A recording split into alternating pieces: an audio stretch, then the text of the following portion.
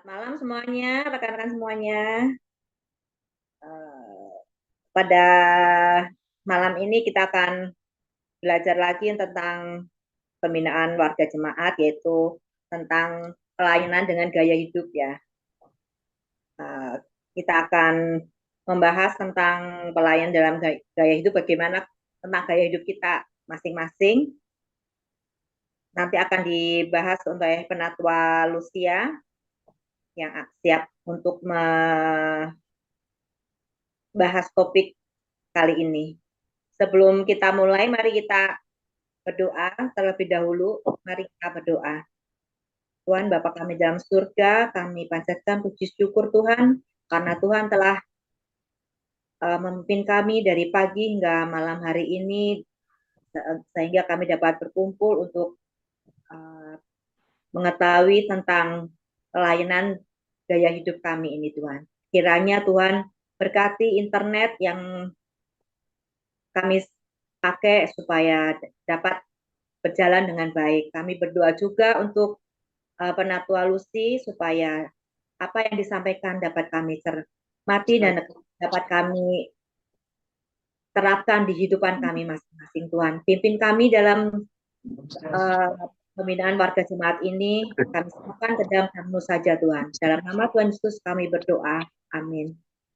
Ya, kami akan serahkan untuk Penatua Lucy untuk menyampaikan topik berikut ini.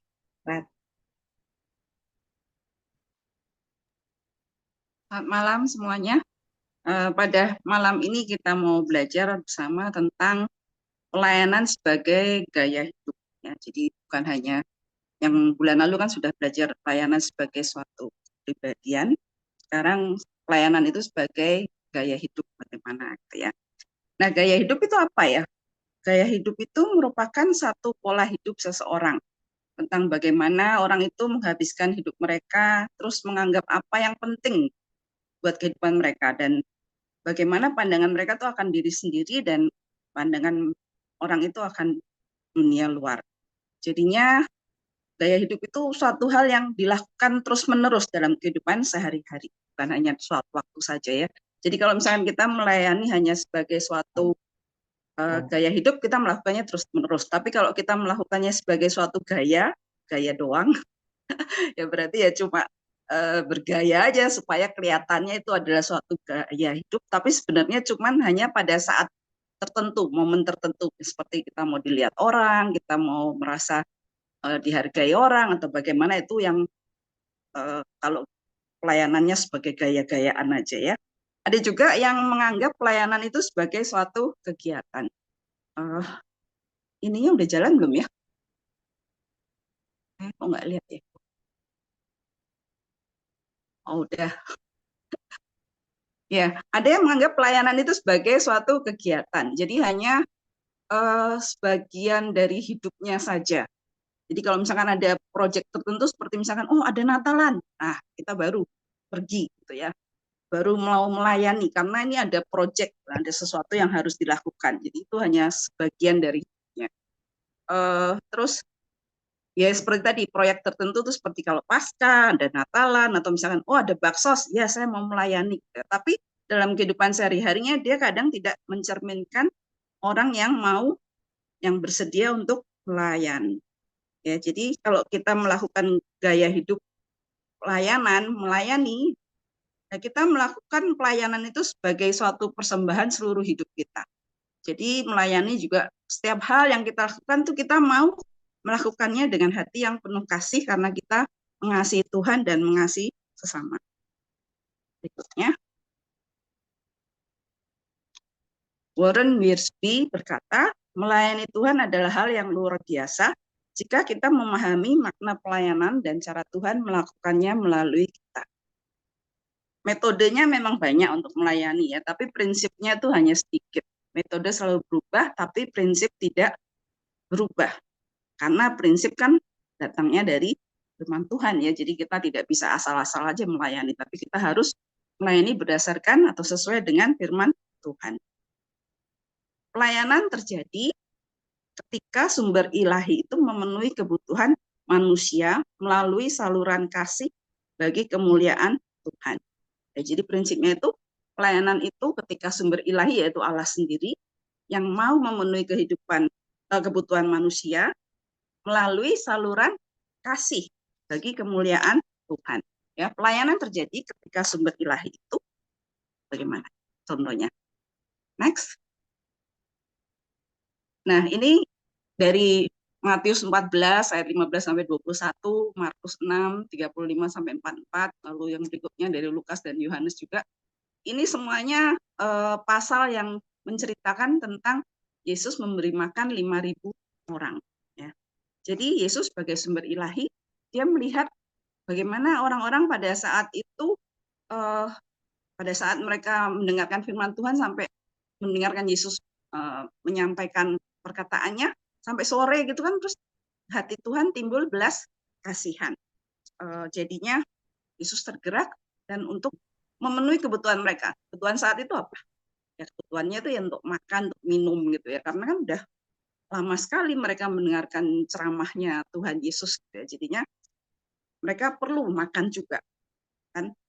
Ya memang ada firman Tuhan berkata manusia bukan hanya hidup dari makanan tapi dari roh firman, tapi juga butuh kan makanan gitu ya. Jadinya Yesus tahu kebutuhan itu. Lalu Yesus menyuruh murid-muridnya untuk melayani umatnya, melayani orang-orangnya. Ya, jadi Yesus tuh mengasihi orang umatnya. Jadi dia tidak membiarkan mereka capek gitu ya, tapi mau menyediakan juga untuk kebutuhan mereka. Lalu Yesus minta murid-muridnya untuk melayani. Lalu bagaimana jawaban murid-muridnya? Bagaimana jawabannya? Ada yang bilang begini, suruhlah mereka pergi, ya karena mau apa? Bikin masalah aja gitu kalau menyediakan orang 5.000 kan susah gitu ya. Terus ada yang bilang roti seharga 200 dinar tidak akan cukup, nggak ada cukup uang, nggak ada dana untuk mereka. Oh di sini ada apa? 5 roti dan 2 ekor ikan. Tapi nggak cukup lah buat isi orang sebanyak itu, nggak ada artinya, gitu ya. Apa gunanya gitu ya. Jadinya sumbernya tuh tidak cukup gitu ya. Murid-muridnya berkata begitu. Nah padahal Yesus sebenarnya adalah sumber ilahi itu sendiri. Next. Yesus tuh sebenarnya tahu apa yang hendak dilakukannya. Dia nggak perlu nyuruh murid-muridnya untuk, ayo cari makanan, ada apa gitu ya. Ada apa yang kamu punya gitu. Tapi dia sebenarnya bisa mengadakan segala sesuatunya tanpa bantuan murid-muridnya. Ya, Yesus sanggup melakukannya sendiri. Kalau misalkan nggak ada anak yang bawa 5 roti dan 2 ekor ikan, apakah tidak akan terjadi pembagian makanan buat orang-orang itu? Tapi pasti tetap terjadi kan. Tapi Yesus malahan tetap bertanya kepada murid-muridnya ya. Tuhan tahu apa yang akan dilakukannya. Yesus memberikan murid-muridnya bukan sebagai produsen tapi sebagai penyalur. Jadi produsen itu yang menyediakan. Tapi kita itu sebagai murid-muridnya hanya sebagai penyalur. Jadi Tuhan memakai kita untuk menjadi berkat bagi orang lain. Ya Yesus saat itu ingin murid-muridnya tuh belajar menjadi saluran berkat, perpanjangan tangan Tuhan dalam melayani semua orang yang membutuhkan. Melayaninya juga dari apa yang ada, nggak dari yang mengada-ngada. Makanya Tuhan Yesus berkata itu, coba itu periksa apa yang ada pada kamu. Kan murid-muridnya tadinya bilang nggak ada, gitu nggak cukup. Periksa, akhirnya diperiksa ketemu kan 5 roti dan 2 ekor ikan. Lalu Tuhan Yesus mengadakan kepalanya ke langit, memberkati, lalu memecahkan roti-roti dan membagikannya. Jadi dari apa yang kita punya, Tuhan bisa memberkatinya dan memakainya untuk banyak orang, untuk menjadi berkat bagi banyak orang. Nah, sekarang kita bisa melihat ini gambar berikutnya. Murid-muridnya lagi bagi-bagi roti dan ikan.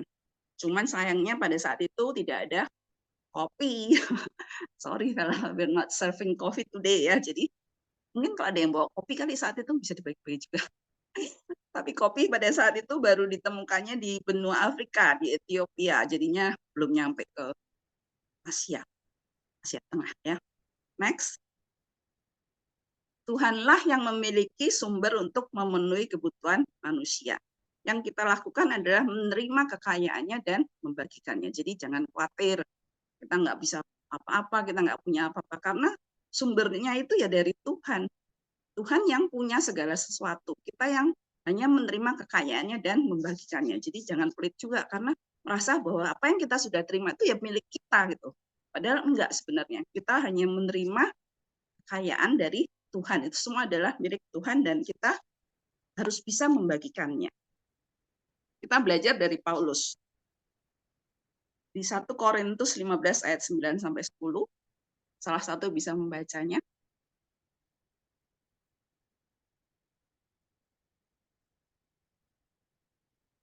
Ada yang bisa membaca? Ya, saya baca ya. Karena aku adalah yang paling hina dari semua rasul, bahkan tidak layak disebut rasul, sebab aku telah menganiaya jemaat Allah. Tetapi karena kasih karunia Allah, aku adalah sebagaimana aku ada sekarang, dan kasih karunia yang dianugerahkannya kepadaku tidak sia-sia. Sebaliknya, aku telah bekerja lebih keras daripada mereka semua. Tetapi bukannya aku, melainkan kasih karunia Allah yang menyertai aku. Ya. 1 Korintus 15 ayat 11. Makasih ya. Jadi Paulus menyadari bahwa dia itu bisa melakukan semuanya, memberitakan warta, melayani orang-orang itu karena ada kasih karunia dari Allah, karena ada anugerah Allah pada dirinya. Bukan karena dia orang yang hebat, bukan dia orang yang paling pintar, gitu. Tapi semua adalah karena dari Tuhan. Ya. Jadi bukannya Paulus, tapi kasih karunia Allah yang menyertai Paulus.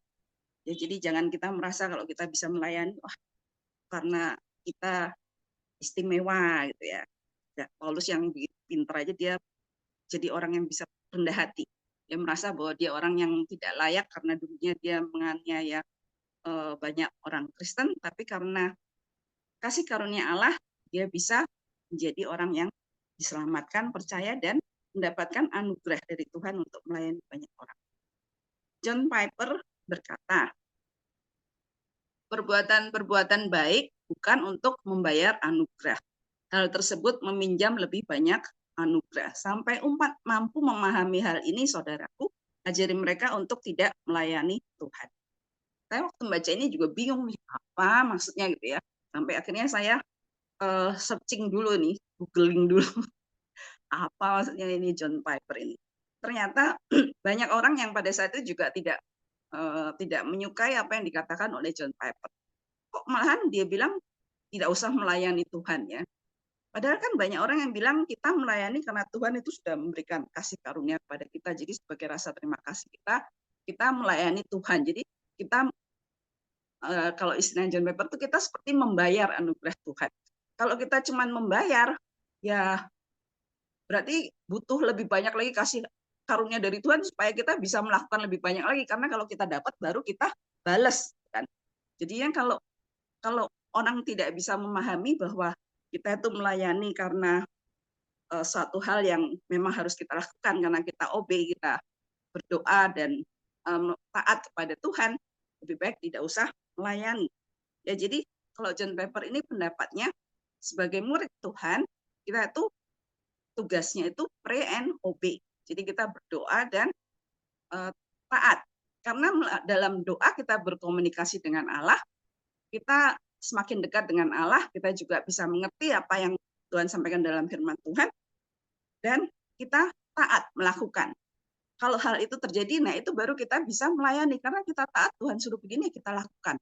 Jadi ketika terjadi, baru itu melayani. Jadi kita melayani jangan karena kita itu sepertinya hebat, kita bisa membayar anugerah. Padahal kan tidak mungkin lah kita melakukan itu ya, tidak mungkin kita membayar. Jadi ini yang dimaksud oleh John Piper.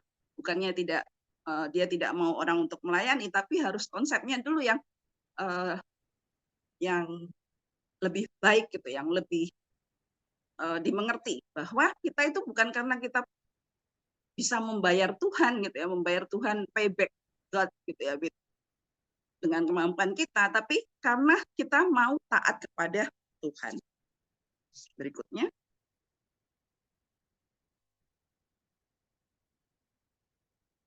Di Kisah Rasul 17 ayat 25, ada yang bisa baca nggak ya?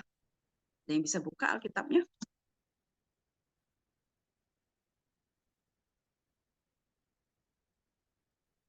Atau saya yang baca ya? Itu tentang dan juga tidak dilayani oleh tangan manusia seolah-olah dia kekurangan apa-apa. Jadi Tuhan itu eh, tidak kekurangan apa-apa. Jadi nggak perlu dilayani oleh manusia karena Tuhan itu yang memberikan hidup, memberikan nafas dan segala sesuatu pada semua orang.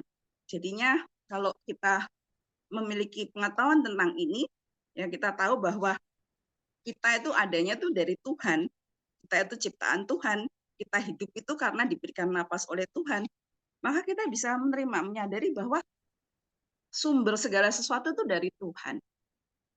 Ya, terima kasih Pak Edi. Sumber segala sesuatu itu Tuhan. Jadi Tuhan yang punya. Kita posisinya bukan sebagai orang yang menyediakan, tapi kita hanya sebagai penyalur. Ketika kita menyadari hal ini, kita tidak takut pada tantangan-tantangan baru, karena tahu Tuhan memiliki sumber untuk memenuhinya. Jadi nggak perlu mikir, gimana ya, dapat dari mana ini ya. Terus kita tidak akan frustasi karena berusaha menghasilkan segala sesuatu untuk menyelesaikan pelayanan. Ya, kalau kita merasa apa-apa harus kita yang menyediakan, terus jadinya kita juga merasa, wah, nggak mungkin itu ya, nggak bisa gitu ya. Tapi kita kalau sadar bahwa, oh ini semua dari Tuhan, kita tuh hanya menyalurkan. Kita pasti berani untuk bergerak ya. Dan juga kalau kita tahu bahwa kita tuh hanya sebagai penyalur, bukan produsen, bahwa sumber dari pelayanan kita itu dari Tuhan, kita tidak tergoda untuk mendapatkan pujian saat Tuhan memberkati pelayanan kita. Kalau kita merasa bahwa itu dari saya itu, misalkan kita mengadakan satu acara gitu ya, bakti sosial, terus kita sudah banyak menyumbang gitu, terus dapat pujian, wah ya karena aku yang memberi, aku nyumbangnya banyak gitu ya. Karena kita merasa bahwa kita itu yang banyak memberi, jadi kita tergoda untuk senang gitu ya, mendapatkan pujian gitu. Padahal itu semua dari Tuhan. Lalu kita juga akan mengalami kebebasan baru dan sukacita besar dalam melayani. Karena kita merasa, wah Tuhan kita itu luar biasa. Ya, walaupun kita begini, walaupun kita dananya tidak banyak, walaupun kita mungkin kekurangan ini itu, tapi ternyata pelayanan kita bisa menjadi satu berkat bagi banyak orang. Itu rasanya sungguh sukacita. Yang lain kalau merasa, wah ini ya biasalah, karena kan memang saya bisa, biasalah karena saya kan memang ada dananya. Itu akan beda. Tapi kalau kita tahu bahwa, wah sebenarnya kita tuh begini begitu, tapi karena Tuhan yang memampukan, itu lebih bahagia. Ya. Jadi Tuhan yang penuh kasih itu dia ingin memenuhi kebutuhan manusia. Terus manusia ini kita ini yang sebagai penyalurnya tuh bagaimana kadang-kadang sikap kita terhadap kebutuhan manusia. Berikutnya, sikap kita terhadap kebutuhan manusia, kadang kita tidak mau tahu. Ya.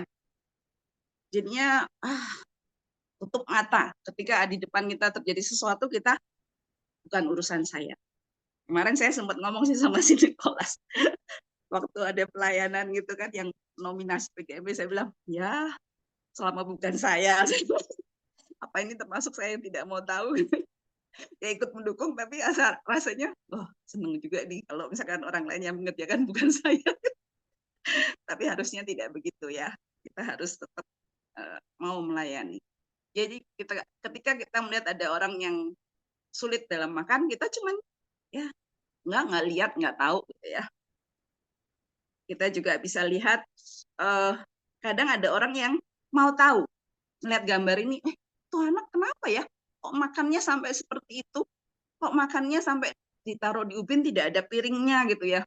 Pengen tahu kenapa, apa sebabnya, apa nggak ada ibunya, nggak ada bapaknya, kenapa gitu ya. Tapi tidak mau bertindak. Nah ini adalah sikap yang berikutnya. Ada layar berikutnya. Ya, jadi ada orang yang mau tahu seperti tadi yang saya bilang, mau tahu ini kenapa begini dengan, tapi ya sekedar ingin tahu aja kenapa gitu, tapi tidak mau bertindak menolong anak itu. Berikutnya.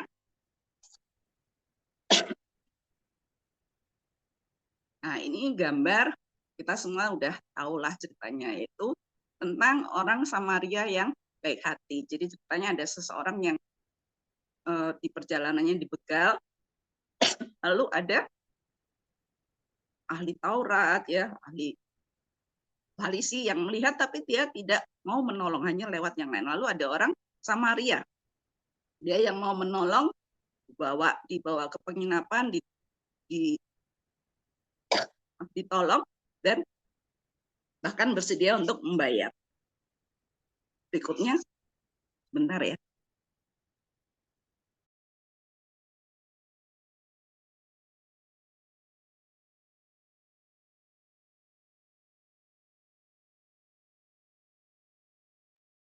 Next, layar berikutnya.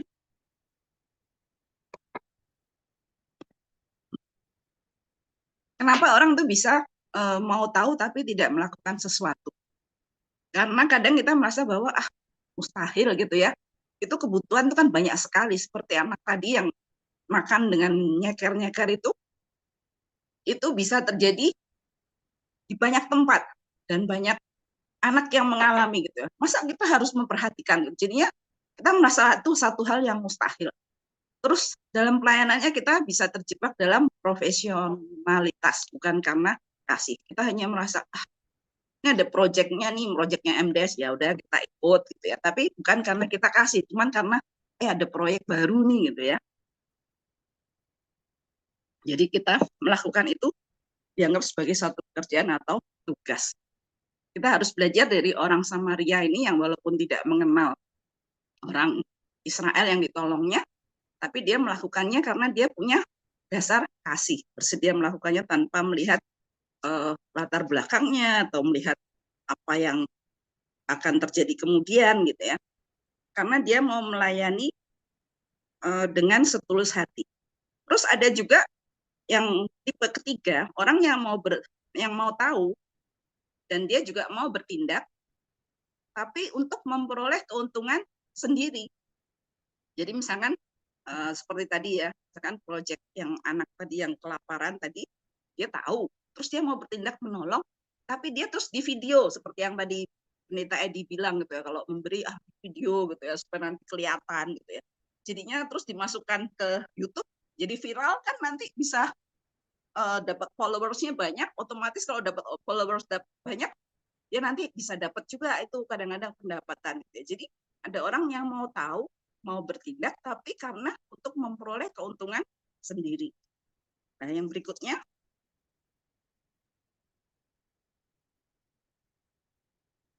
jika kita tidak berhati-hati, kita dapat melayani dengan cara memanfaatkan kebutuhan orang lain untuk memperoleh penghargaan, kehormatan, keuntungan, dan keistimewaan bagi diri sendiri. Nah, kita lihat diagram ini. Ini saya cari di mana ini. Akhirnya ketemu. Oh, ini maksudnya. Ini yang gambar yang pertama dari pusat, lalu panahnya keluar. Ini adalah orang yang menolong dan dia energinya itu diarahkan kepada orang lain, pada orang-orang di sekelilingnya. Jadi orang yang mau menolong untuk orang-orang lain. Nah, kalau yang gambar yang tengah ini kan cantik gitu ya, bagus dilihat. Tapi ternyata sebenarnya kalau kita lihat, dia itu panahnya keluar tapi balik lagi ke dirinya lagi. Jadinya dia sepertinya mengarahkan energinya kepada orang lain, tapi akhirnya sebenarnya energi itu bagi dirinya sendiri. Nah, ini diagram yang ketiga, ini menunjukkan bahwa justru energi dari orang lain itu diarahkan buat dirinya sendiri. Jadi dia mau mendapatkan keuntungan dari orang lain. Jadi, marilah kita periksa diri sendiri ya. Apakah pelayanan yang saya lakukan itu didorong untuk keinginan untuk memuaskan hasrat dan ambisi pribadi? Apakah didorong oleh keinginan untuk mengisi kekosongan dan kebutuhan jiwa, mendapatkan kasih, penghargaan, penghormatan? Jadi, ini nggak ada kerjaan gitu ya, aku layani deh ya. Atau didorong oleh keinginan untuk menyenangkan hati orang lain saja, seperti pendamping, pendeta, orang tua, atasan, teman hidup, orang lain yang berpengaruh besar dalam hidup saya. Jadi kalau nggak ada mereka ya stop melayani. Berarti kan pelayanan itu bukan suatu gaya hidup, tapi hanya sewaktu saja. Padahal kalau gaya hidup, melayani itu terus-menerus dalam kehidupan. Ya. pelayan Tuhan yang sejati menolong orang lain, entah diri mereka akan memperoleh sesuatu dari hal itu atau tidak. Perhatian mereka hanyalah supaya Tuhan dimuliakan dan orang datang kepada Kristus. Ya, jadi pelayan Tuhan yang sejati itu kalau menolong orang, dia nggak peduli, wah ini nanti aku dapat keuntungan atau tidak, tapi fokusnya dia hanya supaya Tuhan itu bisa dipermuliakan. Dan melalui pelayanannya, orang bisa datang kepada Kristus. Jadi fokusnya bukan kepada dirinya, tapi kepada Kristus. Ya. Sikap kita terhadap kebutuhan manusia yang keempat, jadinya yang baik ini, yaitu mau tahu, mau bertindak untuk melakukan yang Tuhan mau. Jadi kita tahu ada kejadian itu, lalu kita mau bertindak karena kita mau taat pada Tuhan. Kita mau melakukan yang Tuhan mau. Ya, berikutnya. Silahkan salah satu baca ayat dari Yohanes 17 ayat 4.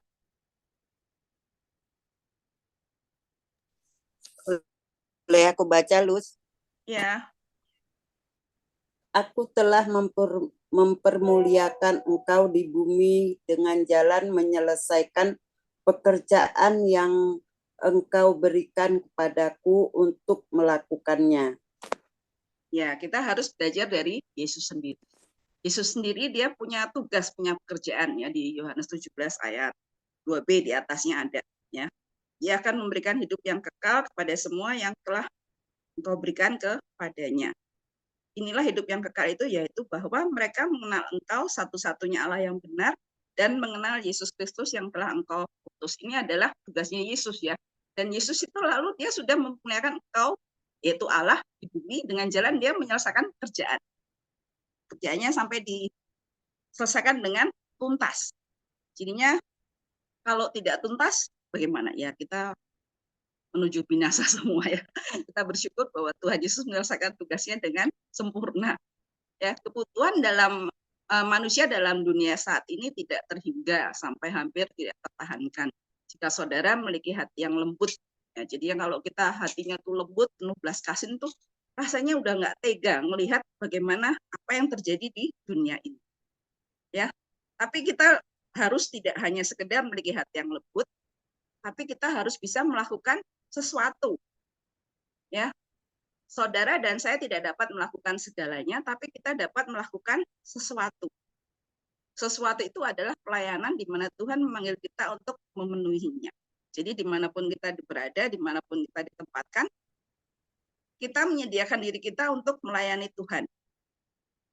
Ya, kita pokoknya terpanggil untuk melakukan sesuatu karena kita mau taat, kita mau seperti Tuhan. Tuhan diperintahkan Allah untuk melakukan tugasnya, dia tugasnya diselesaikan dengan baik. Kita juga dipanggil Tuhan untuk taat, kita taat melakukan apa yang Tuhan mau dalam kehidupan kita. Pelayanan terjadi ketika sumber ilahi memenuhi kebutuhan manusia melalui saluran kasih.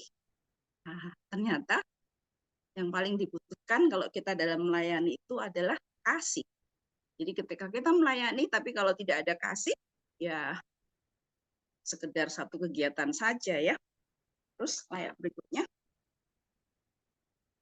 kita ingat, ya tadi juga, tadi pagi kita juga dengerin ayat ini ya, pertanyaannya dari ahli Farisi yang bertanya kepada Tuhan, Tuhan hukum yang terutama apa dari kitab Taurat? Ya, terus Tuhan bilang apa? Kasihlah Tuhan Allahmu dengan segenap hatimu, dan dengan segenap jiwamu, dan dengan segenap akal budimu. Itulah hukum yang terutama dan yang pertama. Dan hukum yang kedua yang sama dengan itu ialah kasihlah sesamamu manusia seperti dirimu sendiri. Ya, jadi kasihnya itu ditujukan buat Tuhan. Sumbernya dari siapa? Dari Tuhan juga. Kalau nggak dari Tuhan, kita nggak mampu deh bisa mengasihi Tuhan dengan segenap akal budi. Ya, kita itu hanya saluran kasih. Tuhan bekerja bukan tanpa kita atau mewakili kita, tapi Tuhan bekerja melalui kita. Tuhan bekerja di dalam kita.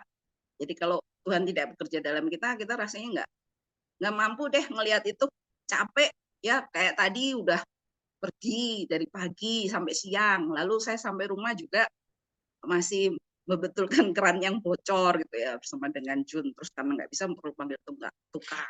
Jam 6 baru selesai. Kalau Tuhan tidak bekerja dalam kita, rasanya saya udah merasa capek, Tuhan tidak ada waktu, apa perlunya gitu ya kan. Ini juga banyak orang yang sudah tahu gitu ya buat apa gitu ya.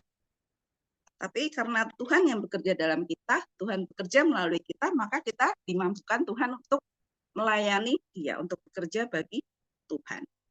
Ya, jadi kita jangan mau dikalahkan dengan situasi kita, dikalahkan dengan kelemahan kita, dikalahkan dengan saya nggak punya apa-apa, tapi kita bersedia untuk dipakai Tuhan, karena Tuhan pasti bekerja di dalam kita. Ya, jangan lupa bahwa Tuhan Yesus pernah berkata juga, makananku itu melakukan kehendak Allah, ya, yang sudah mengirimkan saya untuk menyelesaikan pekerjaan dari Allah. Jadinya Tuhan sendiri juga punya pekerjaan, apalagi kita muridnya. Ya. Apa yang dicari Tuhan di dunia ini?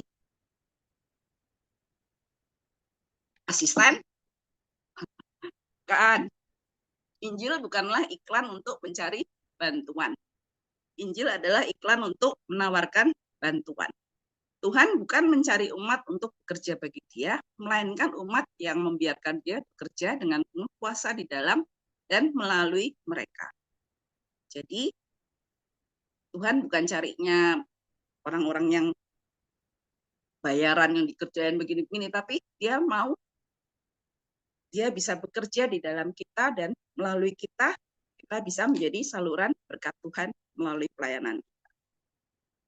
Pelayanan terjadi ketika sumber ilahi itu memenuhi kebutuhan manusia melalui saluran kasih.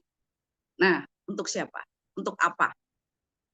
Bagi kemuliaan Tuhan. Jadi semua yang kita lakukan itu, semuanya hanyalah untuk kemuliaan Tuhan. Kemuliaan Tuhan itu menjadi tujuan dari keselamatan. Dari Efesus 1 ayat 6, ayat 12 dan 14. Isinya kira-kira begini. Bukan kira-kira ya, isinya besarnya. Supaya terpujilah kasih karunia yang mulia yang dikaruniakannya kepada kita di dalam Dia yang dikasihinya. Lalu yang ayat 12, supaya kami yang sebelumnya telah menaruh harapan pada Kristus boleh menjadi puji-pujian bagi kemuliaannya. Dan kita itu milik Allah untuk memuji kemuliaannya di ayat 14. Jadi tujuan keselamatan dari Tuhan, tujuan kita diselamatkan itu juga supaya kita bisa memuliakan Tuhan. Kita dikaruniakan pada Tuhan keselamatan supaya kita menjadi orang yang dikasihinya dan kita bisa memuji, memuliakan Tuhan. Lalu kemuliaan Tuhan itu menjadi satu tujuan hidup. Dari 1 Korintus 10 ayat 31, itu tentang kalau kita makan dan minum, kita harus melakukan semuanya itu untuk kemuliaan Tuhan. Nah, tadi saya baca juga makan dan minum saja untuk kemuliaan Tuhan. Jadi nggak boleh makan sembarangan dong berarti ya. Kita makan untuk mengenyangkan diri sendiri, tapi ternyata di sini dibilang diingatkan, lakukannya semuanya itu untuk Tuhan. Jadi kalau kita hidup itu harus hidup yang benar sesuai dengan kehendak Tuhan. Di Purut ini yang rajin kirim-kirim tips-tips untuk hidup yang sehat ya. Jadi kita tidak hidup semau-maunya karena kita itu milik Tuhan.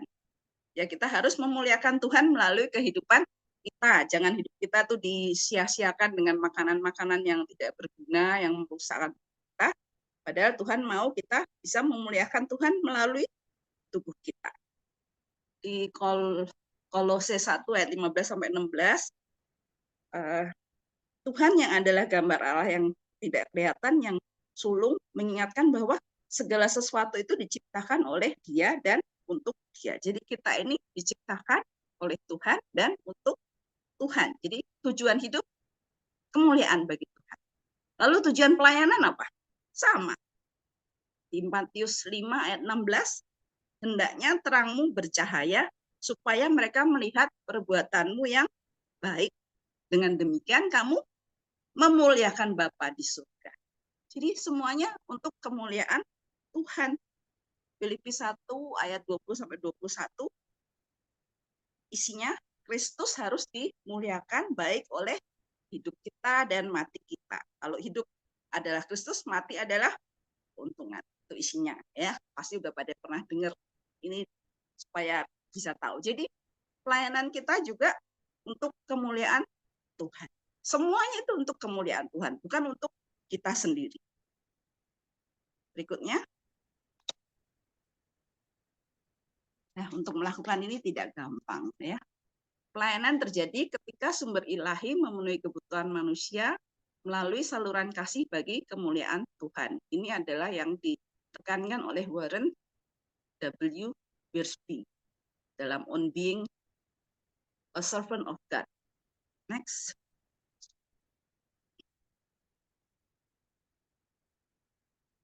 Aku berkata kepadamu, sesungguhnya jikalau biji gandum tidak jatuh ke dalam tanah dan mati, ia tetap satu biji saja. Tetapi jika ia mati, ia akan menghasilkan banyak buah. Barang siapa mencintai nyawanya, ia akan kehilangan nyawanya. Tetapi barang siapa tidak mencintai nyawanya di dunia ini, ia akan memeliharanya untuk hidup yang kekal.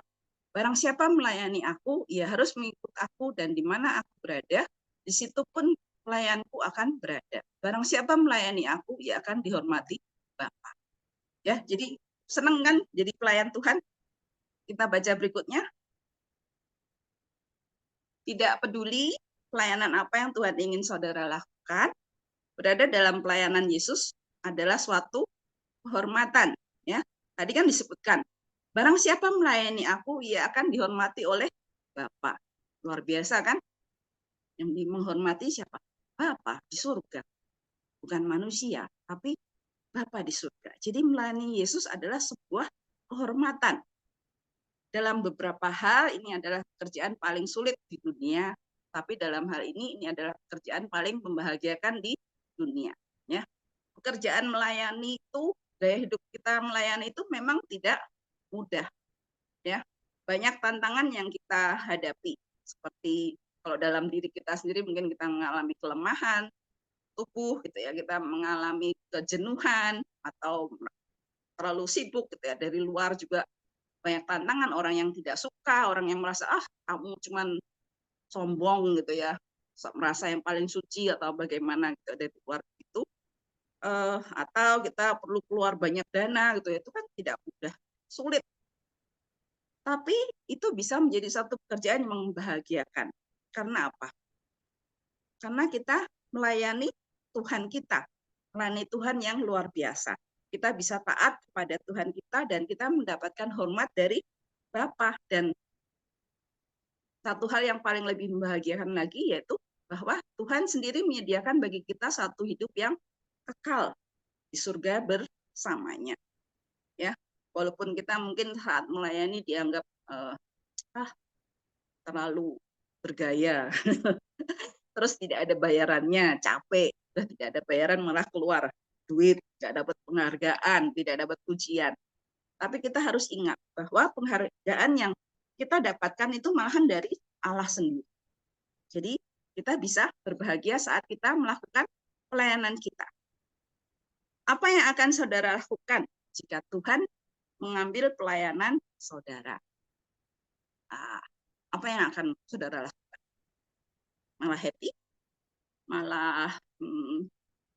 Malah bisa pergi ke tempat-tempat yang lebih menyenangkan? Apakah saudara akan keluar dari pertandingan menjadi pahit dan berpaling dari Tuhan? Terlalu pelayanan rasanya capek Tuhan. Terus rasanya kok justru orang makin jauh dari saya. Rasanya hati ini udah capek melayani, nggak dapet apa-apa. Terus saya sudah berdoa juga tidak dijawab iya sama Tuhan. Gitu ya. Jadi hati kita menjadi pahit. Aku berpaling saja dari Tuhan.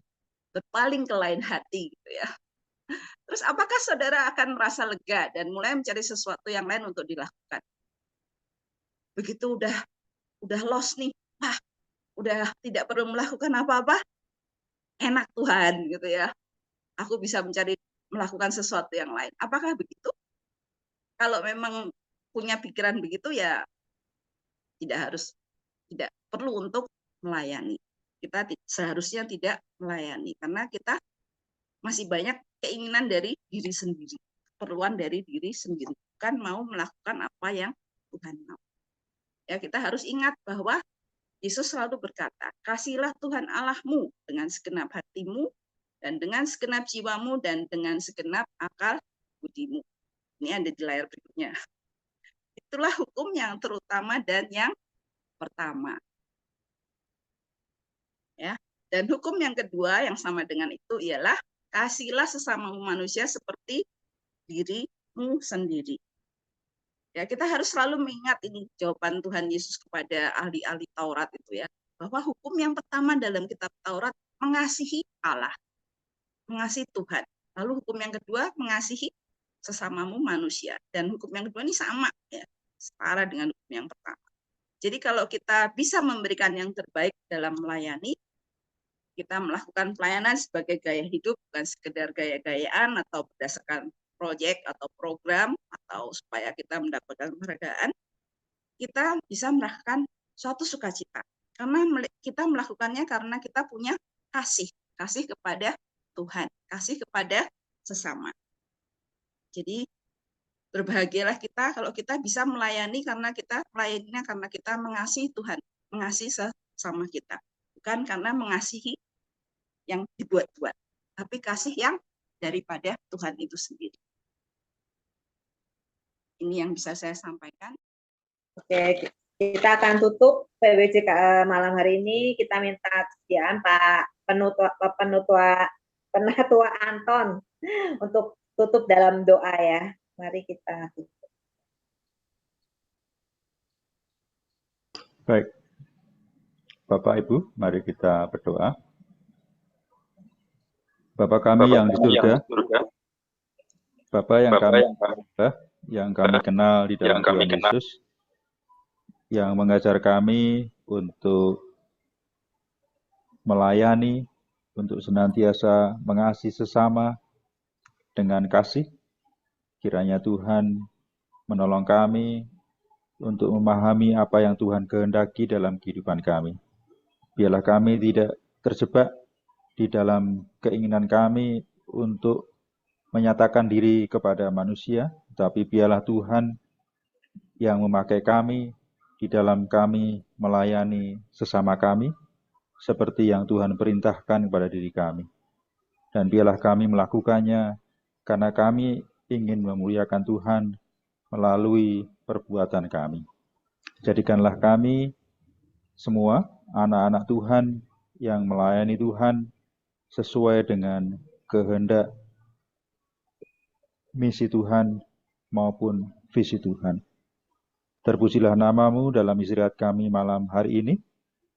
Biarlah kami boleh istirahat dengan tenang dan buat bangun pagi dengan penuh damai sejahtera.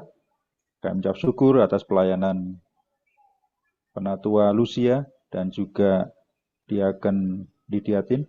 Biarlah Tuhan memberkati dalam pelayanan mereka dimanapun mereka berada. Terpujilah nama-Mu di dalam Tuhan Yesus dan penyertaan Roh Kudus. Amin.